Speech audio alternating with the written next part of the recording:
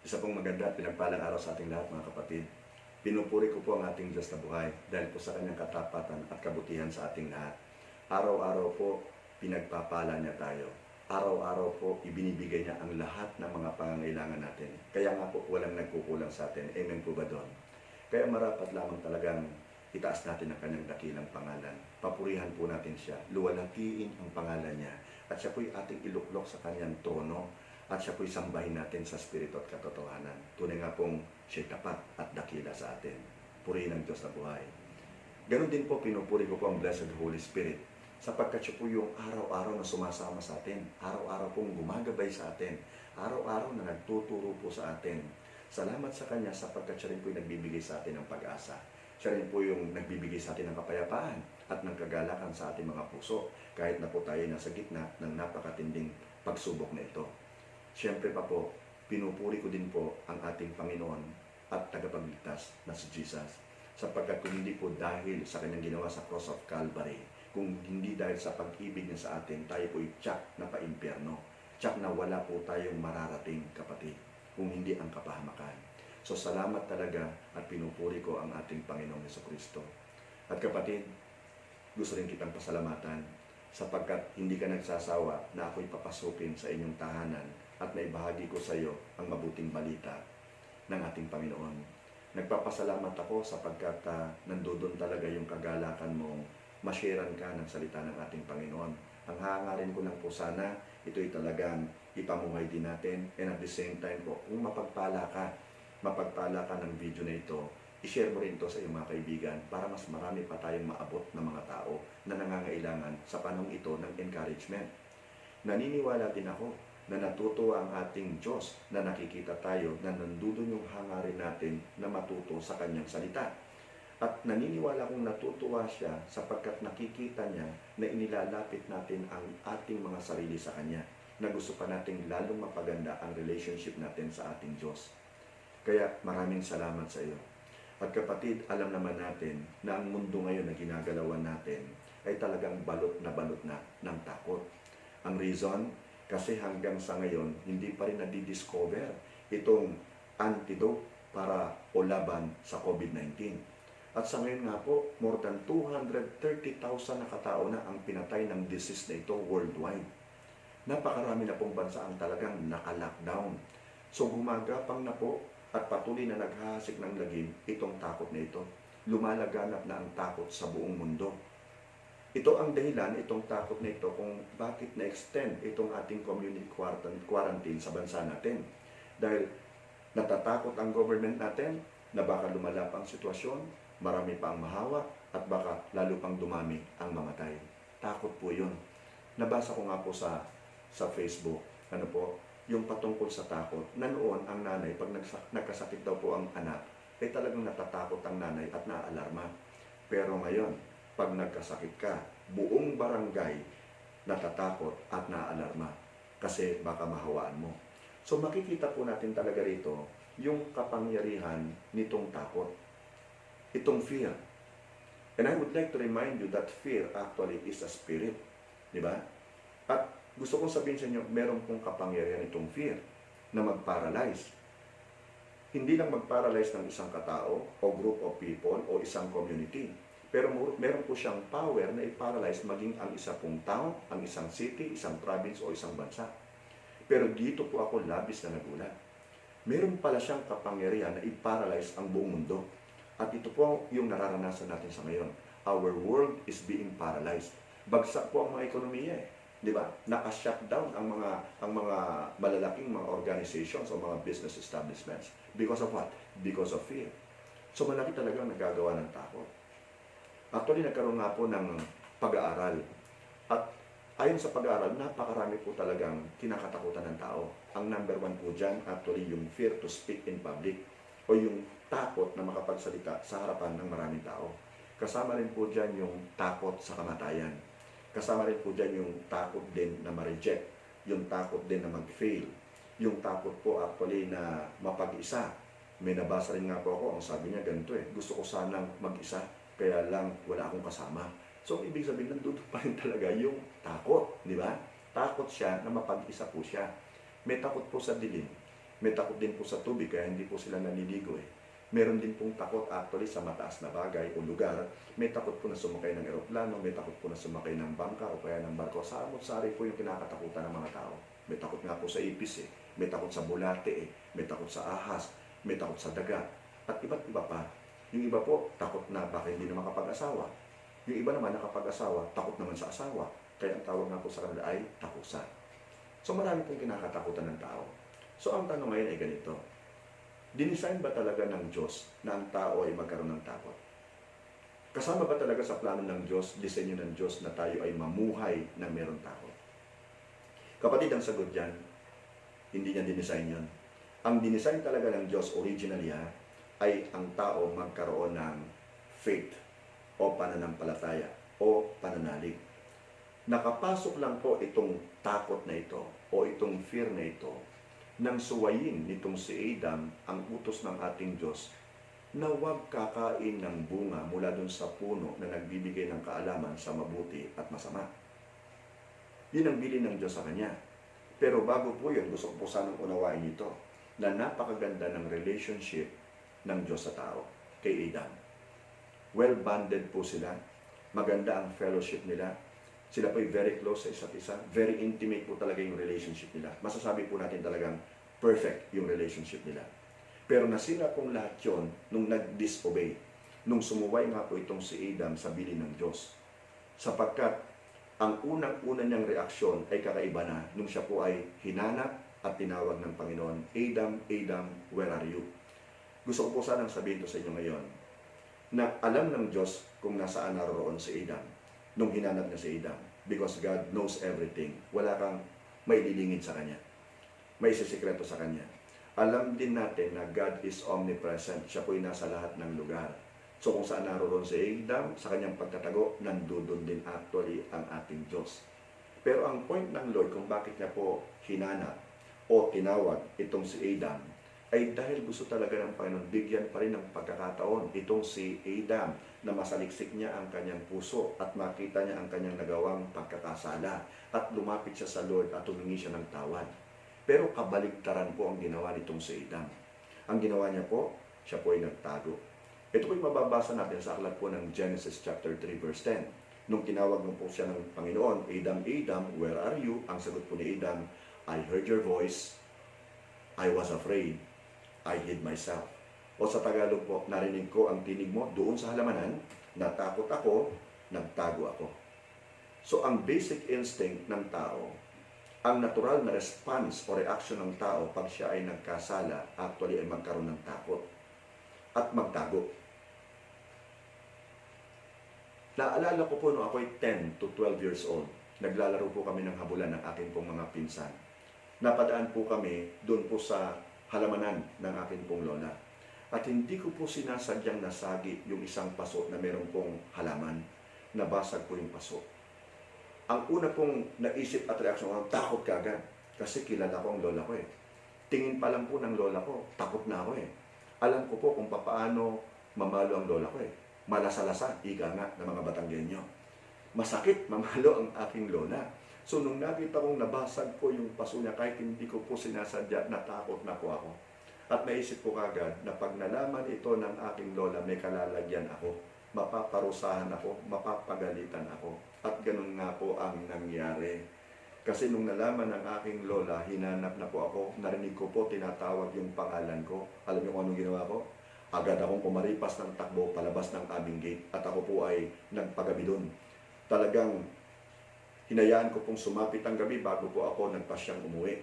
Sa pag-aakalang nakakain na po sila at nakatulog na sila. Pero laking gulat ko sapagkat bagamat nakakain na po sila, gising na gising pa po sila. Hinihintay ako.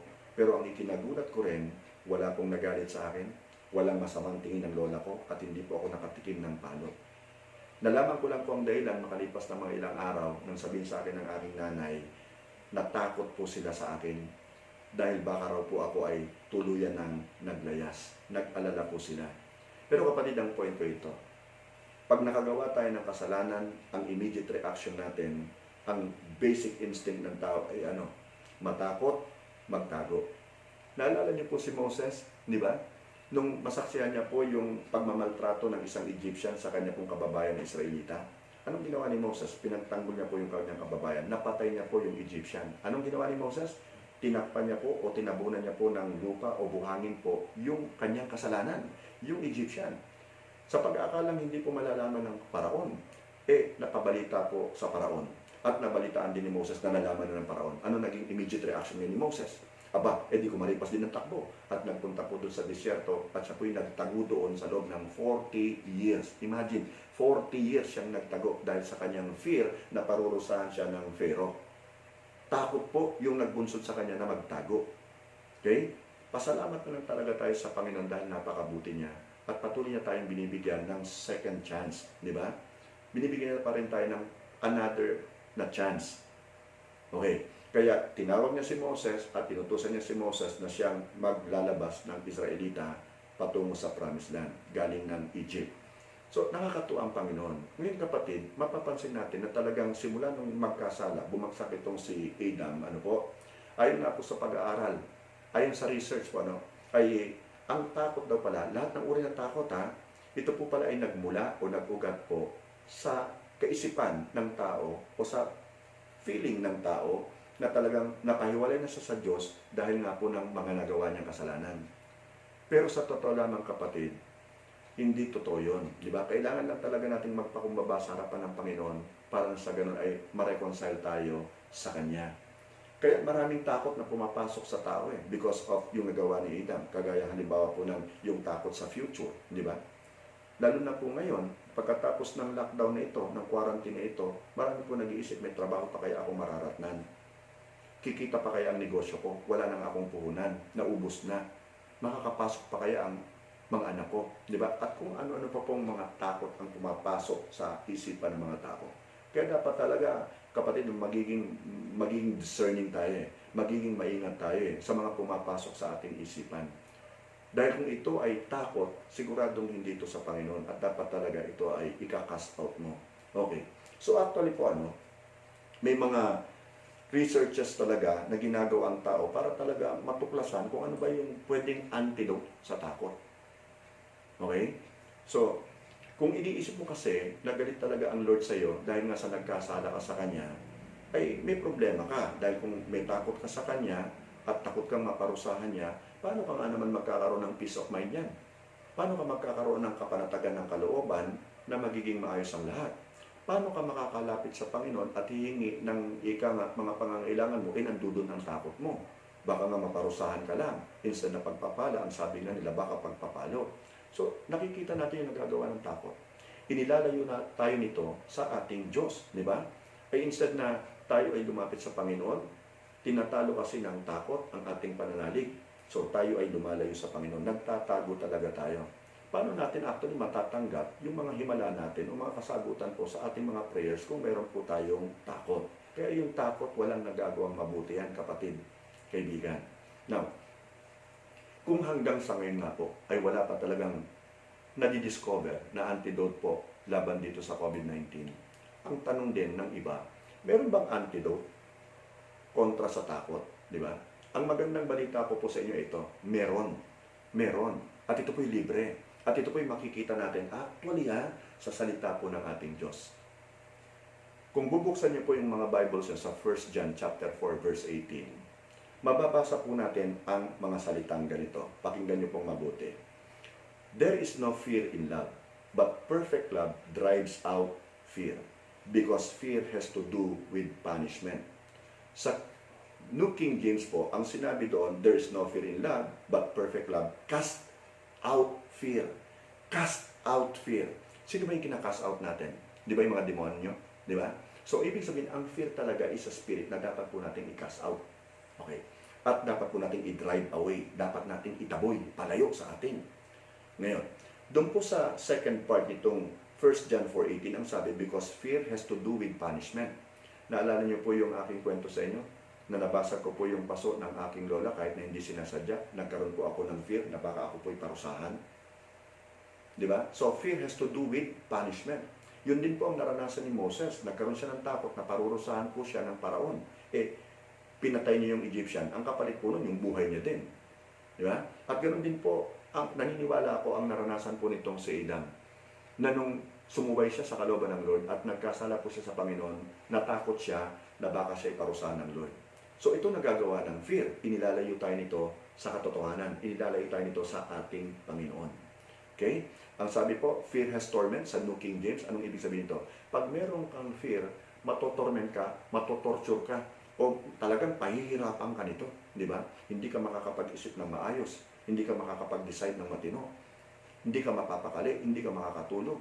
Hindi mo malaman kung anong gagawin mo. Yun ang ginagawa po actually ng fear.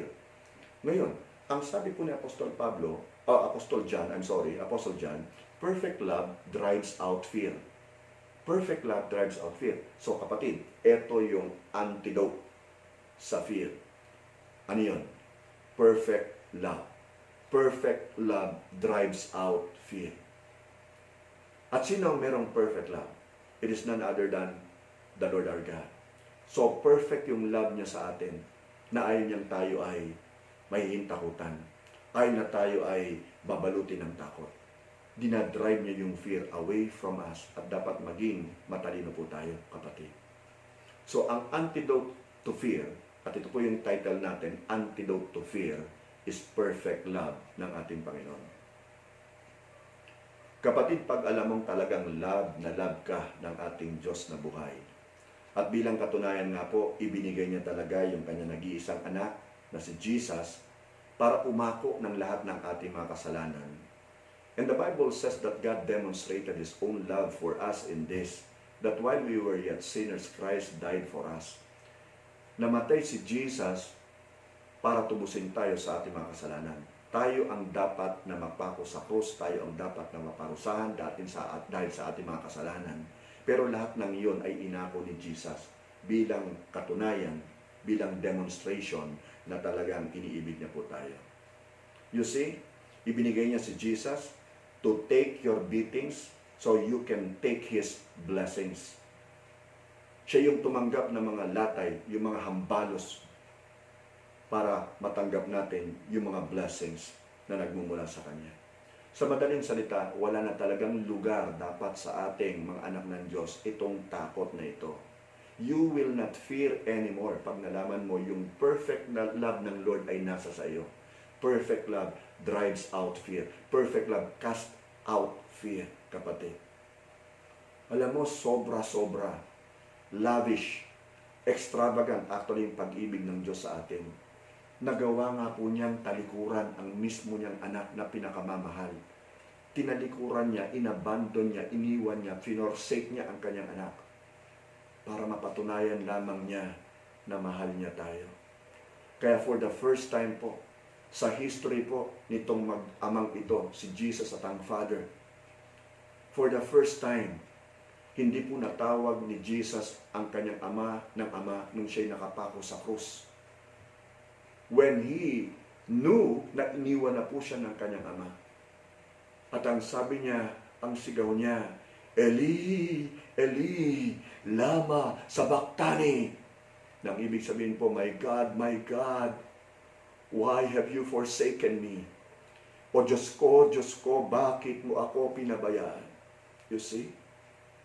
Just to demonstrate yung love ng Father sa atin. He chose to leave His Son para tayo, hindi niya po tayo i-abandon, hindi niya po tayo i-forsake, hindi niya po tayo iwanan. Ganun po katindi yung perfect love ng ating Panginoon sa ating mga buhay. Mahal na mahal ka niya. So, dahil lahat ng kasalanan natin napunta sa ating Panginoon, kaya siya tinalikuran ng Ama. Can you imagine that? Tayo nga pong mga anak, talikuran tayo ng ating Ama. Masakit ang ating loob. How much more si Jesus? Actually, sobra na yung sakit na nararamdaman niya habang siya po'y nakapako sa krus. Iniwan siya ng kanyang mga alagad, except for one, si John the Beloved. Iniwan siya ng mga tao. Yung mga tao na sumisigaw sa kanya, one Palm Sunday, nung triumphal entry niya, na sumisigaw sa kanya, Hosanna to the Son of David, blessed is He who comes in the name of the Lord. Those same people na nakaranas ng kanyang himala. Those same people na nakapakinig ng kanyang pangangaral. Those same people shouted, crucify Him, crucify Him. If you are the Son of God, save yourself. Imagine, masakit yun sapagkat wala siyang ginawang masama sa tao. Pawang kabutihan lamang. He came about doing good wherever He went. So talagang wala kang makikitang masamang ginawa si Jesus. But still, inabandon siya ng mga tao. Except for some people, a handful of them. Pero kapatid, ang pinakamasakit doon, nung i-abandon siya ng kanyang tatay. Nung iwanan siya ng kanyang ama, as He was dying on the cross, He shouted, Diyos ko, bakit mo ako pinabayaan? Kapatid, lavish, extravagant, grabe talaga yung pag-ibig ng Diyos sa atin. It's so perfect.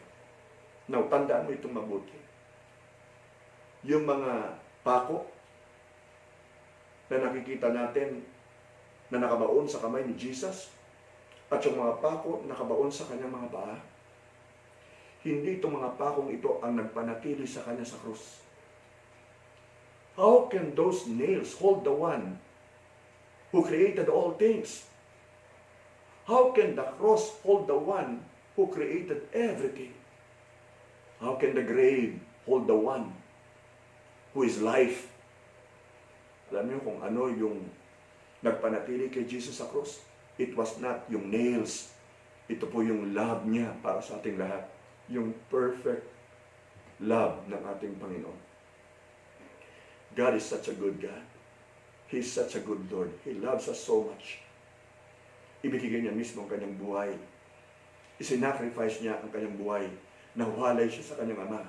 He did everything good, perfect, but still, He who was without sin became sin for us. You see, Christ died for sins once and for all. The righteous for the unrighteous. Tayo po yung unrighteous. Why? To bring us close to God. That's how much God loves you. Yung perfect love niya. So huwag mong isipin na kung naibigay ng ating Ama, ng Diyos Ama, ang kanyang nag-iisang anak, for our sake, na alam niyang papatayin ng kanyang mga nilikha. Huwag mong isipin na hindi kayang ibigay ng Lord sa iyo yung kagalingan mo. Huwag mong isipin, kapatid, na hindi kayang ibigay sa ng Diyos ang lahat ng pangangailangan mo. Huwag mong isipin hindi ka kayang iligtas ng ating Panginoon. Mahal na mahal ka ng Diyos. And His perfect love will drive away all your fears. Wala nang takot ngayon, kapatid. Wala nang takot. In Jesus, no fear. In Jesus, you must not be afraid. You need not be afraid. Makakatulog ka na ng mahimbing dahil alam mo, covered ka na ng perfect love ng ating Diyos na buhay. Glory to God. Amen po ba? Napakabuti niya. Grabe kung iisipin mo yung ginawa niya sa atin, talagang maantig ang puso mo eh. Makikita mo talaga yung kadakilaan niya at yung tunay na pag-ibig niya. Ngayon, kapatid, kaibigan, tatanungin kita, do you really love God? Mahal mo ba talaga siya? Ngayon tayo ay naka-lockdown. Nagagawa mo bang sambahin siya ng totohanan? Binibigyan mo ba talaga siya ng oras para kayong dalawa ay mapag-isa? Para maging mas closer pa ang yung relationship niyo sa isa't isa? If you really love the Lord, gagawin mong lahat. Ngayon tayo ay naka-quarantine, na hindi tayo pwedeng lumabas, na talagang mapag-isa kayo ng Panginoon. At sambahin mo siya, yakapin mo siya, aralin mo ang kanyang salita, manalangin ka sa kanya. Nang sa ganon, maging maganda ang relationship mo sa Diyos na mayroong perfect love para sa iyo. God is a good God. Amen. Tayo pong lahat ay manalangin. Hallelujah. Father God, we come to bless your holy name. Nagpapasalamat po kami sa iyo, Ama. Tunay ang dakila ka at tapat ka sa amin. Lord, nagpapasalamat po kami sa perfect love mo. Humingi po kami ng tawad, Lord, sa lahat po ng aming mga pagkukulang. Patawarin mo nga po kami, O Diyos. Dinadalangin namin na yung habag mo ay pumasa amin. Salamat naman po sa katiyakan, Panginoon, na ang lahat ng aming mga kasalanan ay napatawad mo na. Lord, we thank you. And we continue to glorify you, my dear Jesus. We thank you, Lord, sa ginawa mo sa cross. How you demonstrated your love for us, your perfect love. And Father God, kaya mo na sa quarantine period na ito, O Diyos, ay talagang magkaroon kami ng hunger, magkaroon kami ng thirst, Panginoon, sa presence mo. Hanapin ka namin. Maging totoo kami, Panginoon, sa paglapit sa iyo. Lord, maraming salamat. Maraming salamat po. At kapatid, kaibigan, kung wala ka pang relationship sa ating Panginoon, He wants to offer you His perfect love. Mahal ka niya. Ayaw niyang mapahamak ka.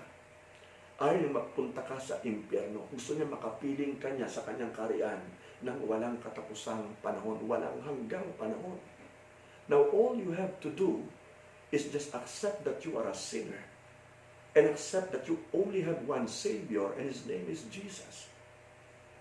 Pag tinanggap mo si Jesus, settled na ang lahat. Bayad na ang lahat ng mga kasalanan mo. Paid in full na sa cross. Your name will be written in the book of life, never to be erased by anyone. Kapatid, tanggapin mo si Jesus. Ang may tutulong ko lamang sa iyo ay yung sumunod ka sa isang maikling panalangin. Pero ipagpe-pray mo ito with all your heart and soul. Are you ready?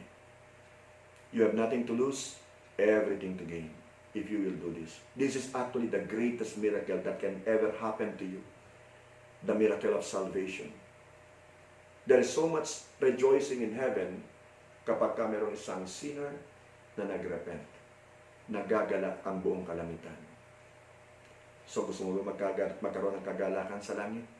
At magkaroon ka rin ng kagalakan?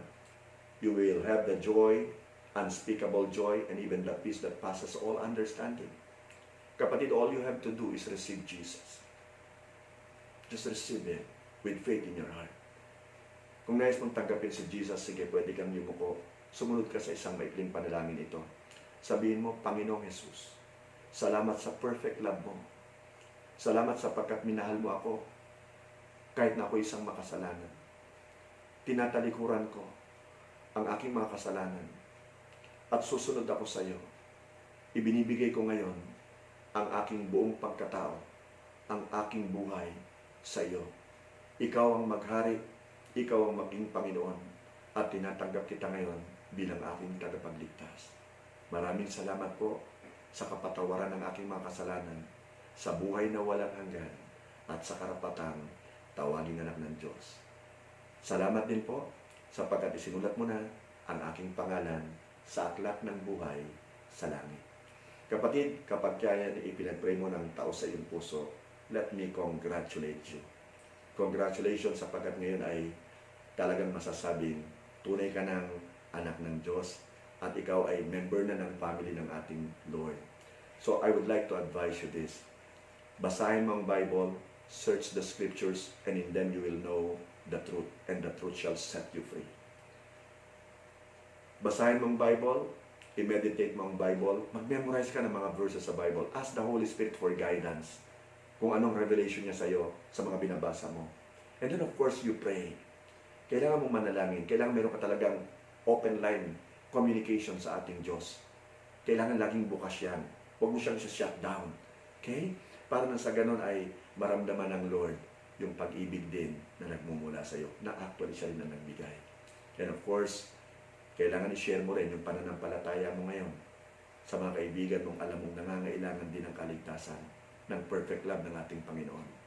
Kapatid kaibigan, join a church kung saan si Jesus lamang talaga yung itinataas. Si Jesus lamang talaga yung nakaluklok sa tono. Amen? Okay? So yun lamang po. Maraming salamat po sa iyo. Congratulations ulit sa iyo. Maraming salamat po sa inyong lahat. And may the Lord bless you and keep you. May the Lord make His face to shine upon you. May the Lord be gracious unto you. And may the Lord turn His face toward you and give you peace. Amen and amen. Maraming salamat po sa inyong lahat. See you again. God bless you.